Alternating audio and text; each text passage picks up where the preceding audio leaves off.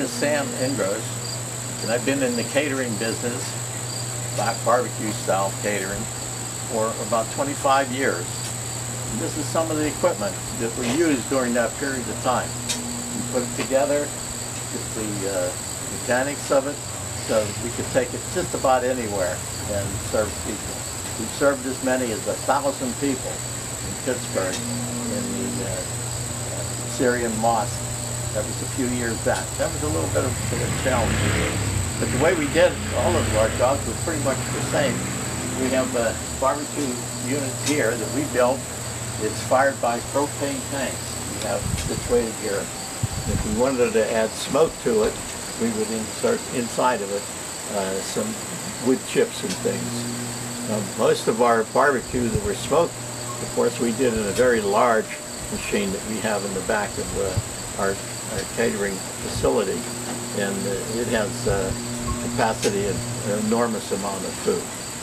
But for the fact of doing these things at a festival where people wanted to look and see things, we developed this unit here. This piece up here, we would put chickens on it,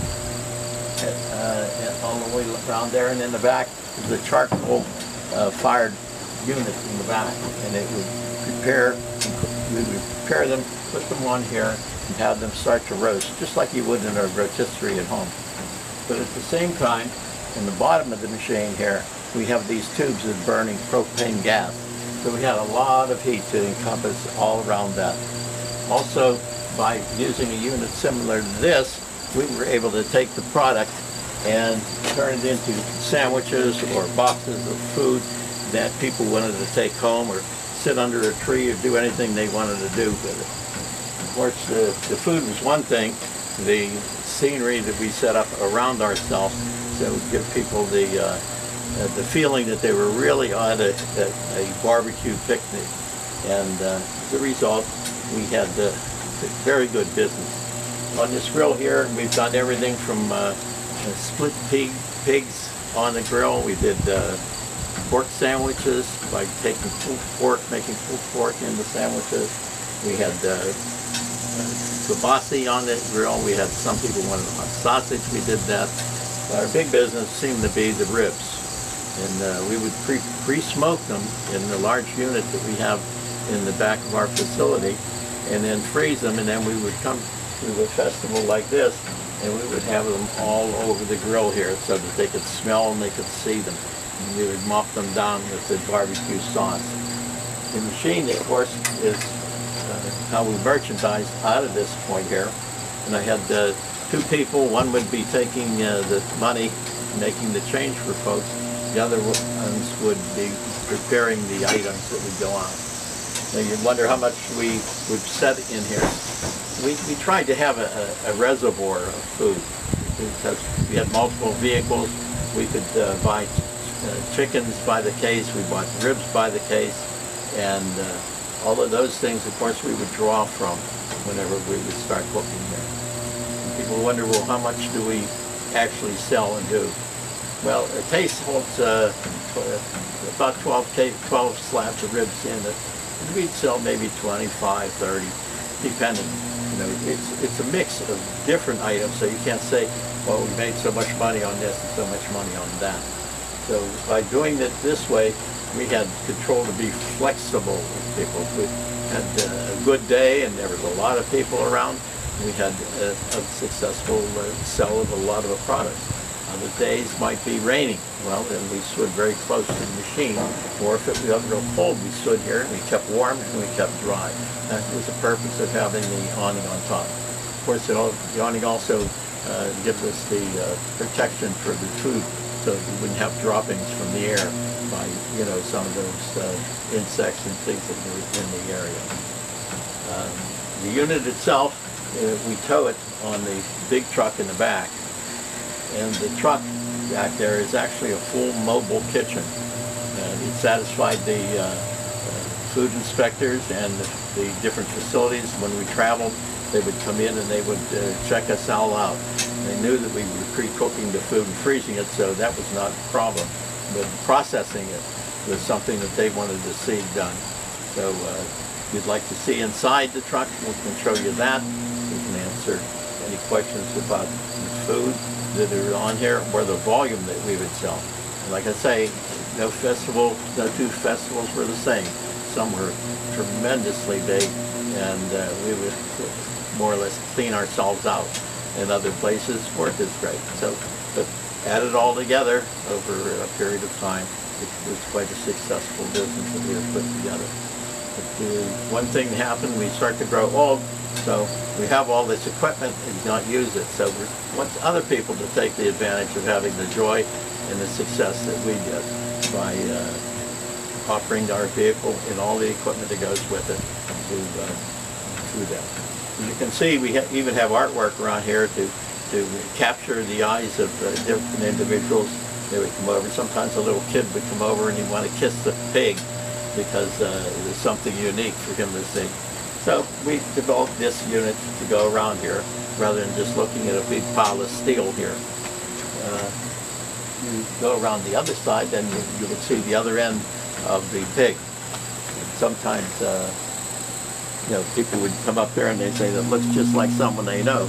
Well, it wasn't my doing. It was a success that this is, again, it camouflaged what we were doing here so that people got to see something very special. We have also additional decorations. We have a large banner that goes above the truck, and we have two mouths, one on each side of the truck, eating our ribs. We'll probably try to get a shot of that a little bit later. But here's the vehicle that we use. It's 25 foot long, and it's got all the equipment that the health inspectors wanted to see there. Okay, so come on inside the kitchen here, and we'll show you some of the things that you'd have to have inside in order to be able to operate. First thing you'll see in here is our stove.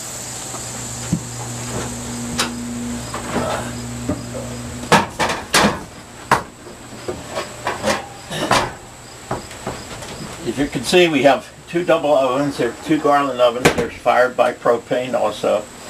You have 10 burners on top, so you can heat things up or cook things in smaller utensils here. Vented, so all the smoke that we would create would leave the vehicle, so you wouldn't be in here with your eyes full of water. The chest that you see here is could be refrigerated. The refrigeration of what we do now, since we travel and oftentimes we're not close to a facility to use the power on it. So what we did was we just used big containers of ice down in here, and as I said before, we would come out with our food already pre-cooked, but in many times it was frozen so that we knew it would be safe. You can see on the wall here we have Allegheny County giving us our health inspection in the vehicle, so they approved of that. And when we would travel, others would come in and they wanted to see the inside as well. There's multiples of picture situations that we had, and sometimes we would be at the, as you can see, we did Hawaiian luau's, we did street vending, and there's a picture there of my wife barbecuing a whole pig. This is this on here is one of our trophies. Of course, we have others. These can't put them all up inside the vehicle, but these are some of the ones we did. We've gone as far away as Canada and participated in the rib cook-offs up there. The shelving here so that we could keep our utilities, and we even used to have radios in here and things, but we started to get too much equipment, so we had just what we needed in here. Again, you know, the inspectors would come in and they would inspect and make sure that there weren't any kind of enticements for mice or rats or any other thing else to come in here, because everything was up off the floor and it was all stored in here. We also have metal shelving for some heavy things we had in here. They're bolted in so they can't move, can't go anywhere. Behind here is a press pour box. You'll often see these in restaurants. When we would prepare our food in the oven and heat it, sometimes we had to hold it between times because we maybe had enough food on the outside, sometimes less. So the food could go in here and it could stage here. We've cooked food in the oven and we've staged it in here for a whole day if you want to. Whatever it takes, because we're maintaining the temperature that is recommended to keep any bacteria from starting to grow with it. And on this other side we have a hot water tank that supplies all the hot water for our washing. You need to have a 3-bay stainless steel sink, which we have here. Next to it we have a hand washing system. I had another tank in here, but age got a hold of it and it started to leak. It would serve as a water cold storage tank.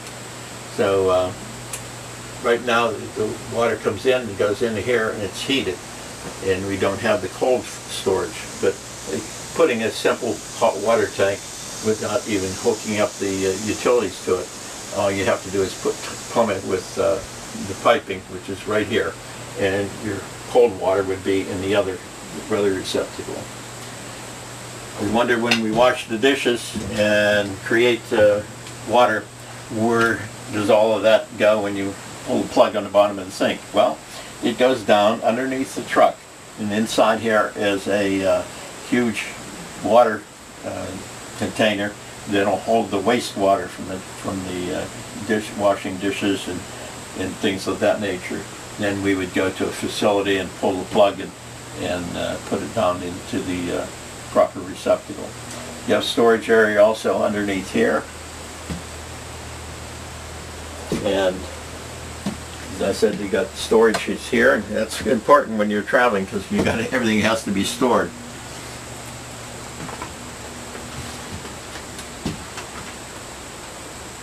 We also have our own wiring system inside the vehicle. You're not hanging light bulbs. These are all approved to be in here because they can't break and have a shattering coming down. We have our own panels, electrical panel here.